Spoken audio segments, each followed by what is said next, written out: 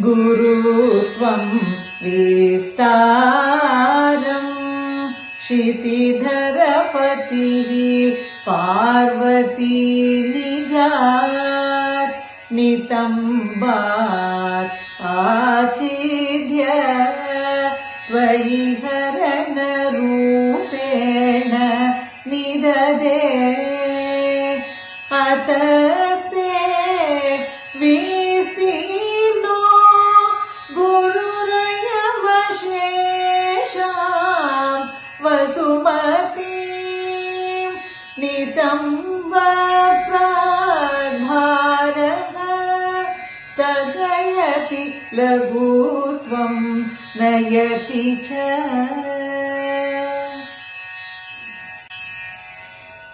करीन्द्राणां शुण्डान् कनककदली काण्डपटलीम्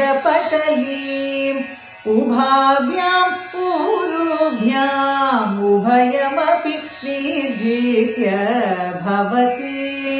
सुवृताभ्यां पत्युः प्रणति कठिनाभ्यां गिरिसुते विदिज्ञे जानुभ्यां विबुधकरिकुम्भद्वयमसि पराजेतुं रुद्रं द्विगुणशरगर्भौ गिरिसुते निषङ्गौ जङ्गेते विषमविशिखो बाटमकृत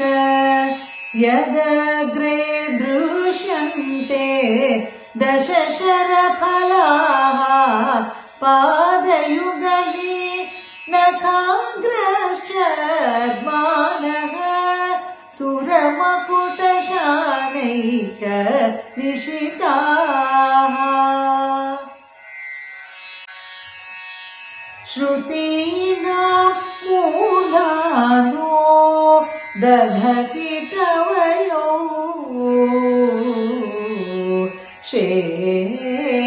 शेखरतया ममाप्येतो मातः शिरसि दयया देहि चरणौ ययोः पाद्यं पातः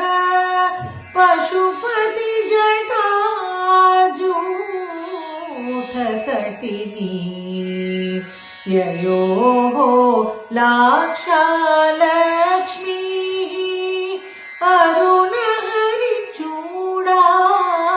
अरुणहरिचूडामणिरुचिः चूडामणिरुचिः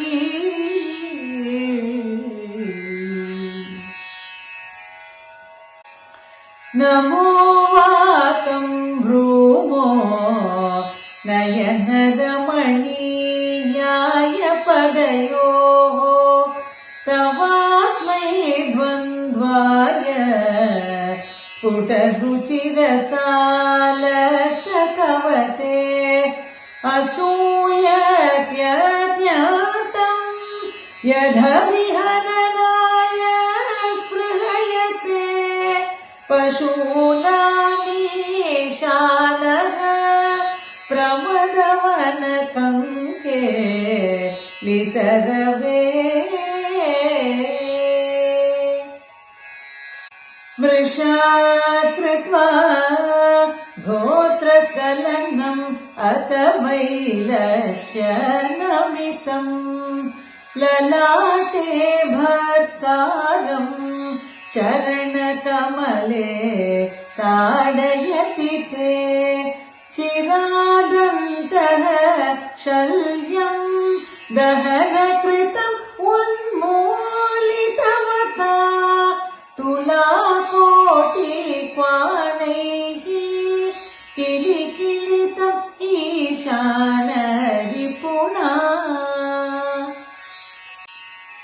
हिमानी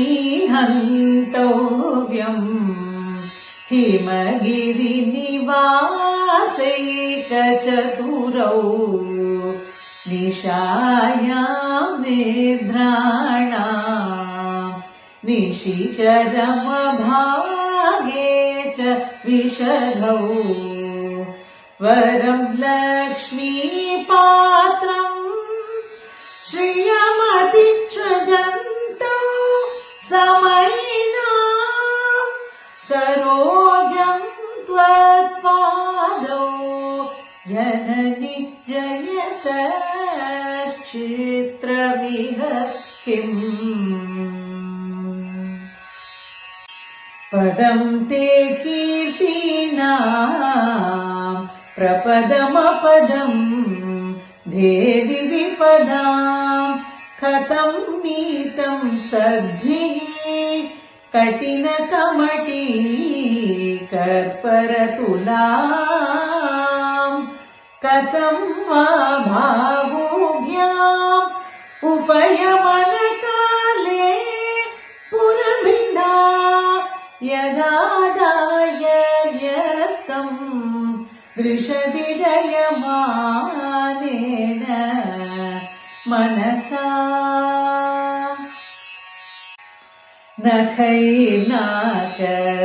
नखैर्नाकस्त्रीणाम् करकमलसङ्कोच शशिभिः तरूणाम् दिव्यानाम् हसत इव ते चण्डीचरणौ फलानि स्वस्थेभ्यः किसलय कराग्रेण ददताम् धरिद्रेभ्यो भद्राम् श्रियम् अनिशमनाय ददतौ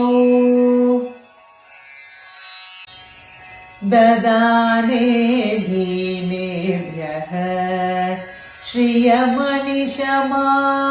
श्रियमनिशमाशानो सदृशीम् अमन्दम् सौन्दर्य प्रकरमकरन्दम् विकिरति तवास्मिन् मन्दारस्तबक सुभगे यातु चरणे निमज्जन्मज्जीवः करणचरणः षट्चरण